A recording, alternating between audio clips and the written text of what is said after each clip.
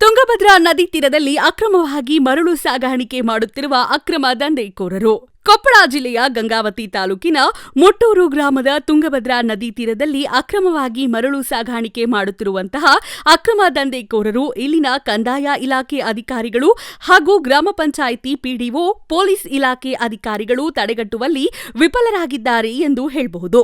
ದಿನನಿತ್ಯ 50ಕ್ಕೂ ಹೆಚ್ಚು ಟ್ರ್ಯಾಕ್ಟರ್ ಮೂಲಕ ಮರಳು ಸಾಗಾಣಿಕೆ ಮಾಡುತ್ತಿರುವುದು ಗಮನಕ್ಕೆ ಇದ್ದರೂ ಕೂಡ ಕ್ರಮ ಕೈಗೊಳ್ಳುವಲ್ಲಿ ಇಲಾಖೆಯ ಅಧಿಕಾರಿಗಳು ಮುಂದಾಗಿಲ್ಲ ಎಂದು ಹೇಳಬಹುದು.